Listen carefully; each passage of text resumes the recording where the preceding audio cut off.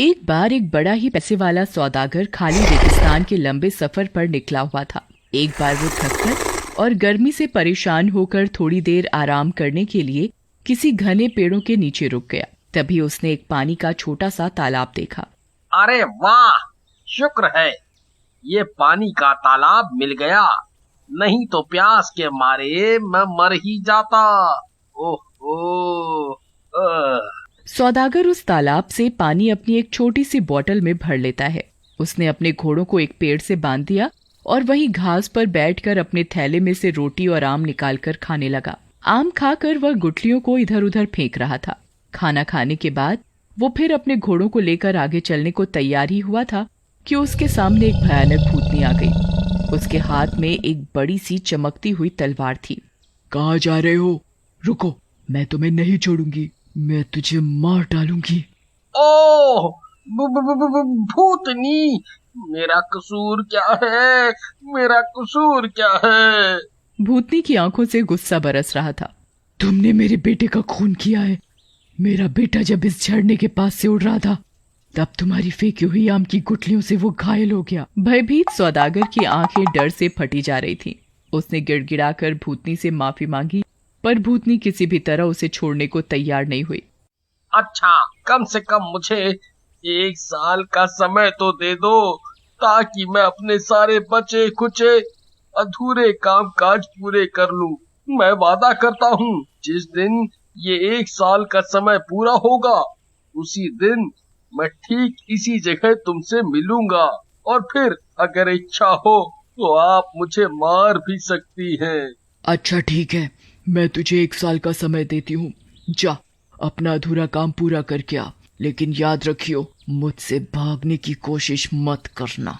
अगर तू अपने वादे पर यहाँ नहीं आया तो तू जहाँ भी होगा मैं तुझे ढूंढ निकालूंगी। इतना कहकर भूतनी गायब हो गई और सौदागर जल्दी से अपने घोड़े पर सवार होकर आगे बढ़ा। सफर पूरा करके जब वो घर पहुंचा तो उसके डरे हुए चेहरे और थके थके शरीर को देखकर उसकी बीवी और बच्चों को हैरानी हुई। सौदागर ने जब उन्हें भूतनी वाली बात बताई तो उन्हें बहुत बुरा लगा। सौदागर जानता था कि भूतनी से बचने का अब कोई रास्ता नहीं है, इसलिए वो अपने काम निपटाने में लग गया। और जिस दिन 1 साल का समय खत्म होने को आया, वो बहुत दुखी मन से अपने बीवी और बच्चों से विदा हुआ। सुनो, अब मैं चलता हूँ, 1 साल का समय पूरा हो चुका है। सभी बहुत दुखी होते हैं। सब उसे रोकना चाह रहे होते हैं पर रोक नहीं पाते। जब वो रेगिस्तान में उस पानी के तालाब के पास पहुंचा, उसी वक्त वहां एक बूढ़ा आदमी पहुंचा, जिसके पीछे पीछे एक कबूतरी चल रही थी। तुम यहाँ क्या कर रहे हो? सौदागर ने उसे सारी बात बताई। वो दोनों बात कर ही रहे थे कि एक और बूढ़ा 2 लोमड़ियों के साथ वहां आया और उसको भी सौदागर ने अपनी कहानी सुनाई। दोनों बूढ़े सौदागर का मन अपनी बातों से बहला ही रहे थे कि अचानक वहां हवा से धुएं का एक भवंडर बना और उसमें से वो भयानक भूतनी निकल कर आई।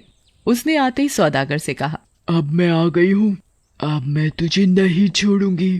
तू अब मेरे हाथों से नहीं बचेगा। अब 1 साल का समय पूरा हो चुका है। अब मैं तुझे मार दूंगी क्योंकि तूने मेरे बेटे को चोट पहुंचाई है।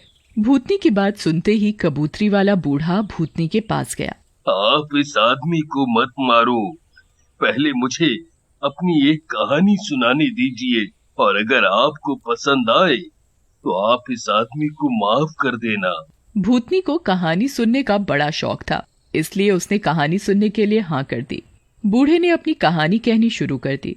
हे भूतनी, ये कबूतरी जो आप देख रही हो, वास्तव में ये मेरी पत्नी है। मैंने जब इससे शादी की थी तब ये बड़ी खूबसूरत थी, और हम दोनों ने खुशी खुशी एक दूसरे के साथ कई साल बिता लिए, पर इससे मेरी कोई संतान नहीं हुई। इसलिए मैंने दूसरी शादी कर ली, जिससे मेरा एक लड़का पैदा हुआ। मगर तभी से मेरी पहली पत्नी को मेरी दूसरी पत्नी और मेरे बेटे से जलन होना शुरू हो गई। बहुत साल बीत गए, मेरा बेटा भी बड़ा हो गया और मेरी पहली बीवी ने उन दोनों को मारने का फैसला कर लिया। मगर वो चाहती थी कि इसका पता किसी को ना चल पाए।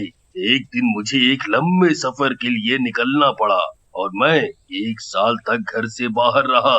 मेरे जाने के बाद मेरी पहली बीवी ने सबसे पहले जादू टोना सीखना शुरू किया और उसने जादू से मेरे बेटे और मेरी दूसरी बीवी को बकरा बना दिया। फिर उन दोनों को मेरे यहाँ काम करने वाले किसानों के मुखिया को बेच दिया। जब मैं सफर से घर आया तो मेरी पहली बीवी ने बताया कि मेरी दूसरी बीवी मर चुकी है और मेरे बेटे का महीनों से कोई अता पता नहीं है। कुछ ही हफ्ते बाद एक बड़ा त्योहार मनाया जा रहा था और इस मौके पर बलि देने के लिए मैं 2 बकरे लाया जो कि मेरा बेटा और मेरी दूसरी बीवी थी। और जब उनको बलि के लिए तैयार किया तो वो बड़े जोरों से चीखने लगे। मुझे देखकर बड़ा आश्चर्य हुआ कि उनकी आंखों से लगातार आंसू बह रहे थे। मुझे उस बेचारी पर जाने क्यों बड़ी दया आ गई और मैंने उनकी बलि नहीं दी। पर मेरी पत्नी गुस्से में आकर मुझे भला बुरा कहने लगी। मैंने उसे खुश करने के लिए फिर छुरा उठाया और उन्हें मारने ही जा रहा था कि एक लड़की मेरे पास आई और उसने बताया कि मेरी बीवी ने उससे जादू सीखकर मेरी दूसरी बीवी और बेटे को बकरा बना दिया। मैंने उस लड़की से बोला कि उनको वापस इंसान बना दे, पर उसने बोला कि वो उन्हें ठीक तो कर देगी पर बदले में मेरे बेटे से शादी करेगी। उस लड़की ने दोनों को इंसान बना दिया और मेरे बेटे से शादी कर ली। कुछ दिनों बाद फिर उस लड़की ने अपने जादू से मेरी पहली बीवी को कबूतरी बना दिया। जब भी मैं सफर पर निकलता हूँ तो ये कबूतरी मेरे साथ साथ आ जाती है। यही है मेरी कहानी। और अगर ये कहानी आपको पसंद आई हो तो क्या मैं इनाम मांग सकता हूँ? भूतनी को उस कबूतरी वाले बूढ़े की कहानी बहुत अच्छी लगी और उसने सौदागर की सजा माफ कर दी। अच्छा ठीक है, मुझे तुम्हारी कहानी बहुत अच्छी लगी। मैं इस सौदागर को आधा माफ कर देती हूँ।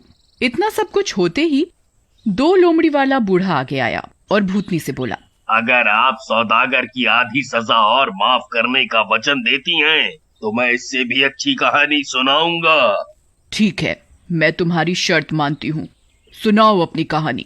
अगर मुझे अच्छी लगी तो मैं सौदागर की आधी सजा और माफ कर दूंगी। ये दोनों लोमड़ी वास्तव में मेरे 2 भाई हैं। जब मेरे पिताजी का देहांत हो गया था तो हम तीनों भाइयों के हिस्से में 1,000 मोहरें आईं और हम लोगों ने उससे व्यापार करना शुरू किया।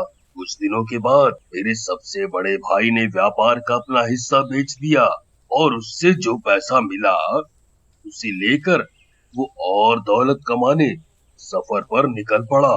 मगर 1 साल के बाद ही वो बिल्कुल संपत्तिहीन होकर घर लौटा। मैंने तब तक काफी पैसा कमा लिया था। मैंने उसे फिर दोबारा शुरुआत करने के लिए कुछ पैसे दिए और वो फिर बहुत खुश हो गया। मेरे दूसरे भाई के साथ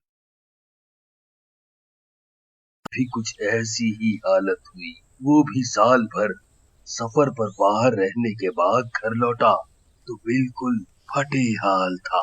मैंने उसकी भी मदद की और वो फिर से खुश हो उठा। थोड़े दिनों बाद उन लोगों ने मुझे सलाह दी कि व्यापार करने के लिए दूर दूर के देशों में चलते हैं। पहले तो मैं मना करता रहा, फिर बाद में मैं भी तैयार हो गया। हम लोगों ने दूर दूर के देशों का सफर किया और खूब पैसा कमाया। बाहर निकले काफी समय हो चुका था, इसलिए अब हम घर लौटना चाहते थे। पर तभी एक अजीब घटना हुई। एक दिन मैं नदी के किनारे घूम रहा था कि फटे पुराने कपड़ों में एक बड़ी सुंदर लड़की मेरे पास आई और उसने मुझसे शादी करने की इजाजत मांगी। मैंने बहुत सोचा, पर वो इतनी खूबसूरत और नेक लगी कि मैंने उससे शादी कर ली। पर मेरे दोनों भाई मेरी दौलत और मेरे अच्छे नसीब से बड़ा जलते थे। एक रात जब मैं और मेरी पत्नी गहरी नींद में सोए थे, मेरे भाइयों ने मुझे और मेरी बीवी को उठाकर नदी में फेंक दिया। इस तरह वो दोनों मेरी सारी संपत्ति हड़पना चाहते थे। पर मेरी अच्छी किस्मत देखिए कि मेरी बीवी परी निकली, उसने मुझे बचा लिया। मगर वो मेरे भाइयों से इतना नाराज हुई कि उन्हें जान से मार देना चाहती थी। मैंने बड़ी मिन्नतें की कि वो उन्हें जान से न मारे और वो राजी हो गई, मगर उसने अपने जादू से मेरे दोनों भाइयों को लोमड़ी बना दिया और मुझसे कहा कि ये 10 साल तक इसी तरह लोमड़ी बने रहेंगे। जिस दिन 10 साल पूरे होंगे उस दिन मैं उन्हें फिर से इंसान बना दूंगी। और वो अपने मिलने का पता बताकर गायब हो गई। आज अब 10 साल पूरे हो रहे हैं। मैं अपने भाइयों को फिर से इंसानी रूप में लाना चाहता हूँ, इसलिए उस परी को ढूंढता फिर रहा हूँ। हे भूतनी, यही है मेरी कहानी, और अगर आपको ये पसंद आई हो तो मैं निवेदन करता हूँ कि सौदागर की आधी सजा और माफ कर दो। अरे वाह, मुझे तुम्हारा भी किस्सा बहुत पसंद आया। लो, मैंने तुम्हारे कहने पर इस सौदागर की बाकी बची सजा और माफ कर दी। फिर एक धुएं का बवंडर उड़ा और उसमें वो भूतनी गायब हो गई। खुश होकर सौदागर ने दोनों बूढ़ों को सीने से लगा लिया और उनका बहुत शुक्रिया किया। अपनी जिंदगी के बाकी दिन उसने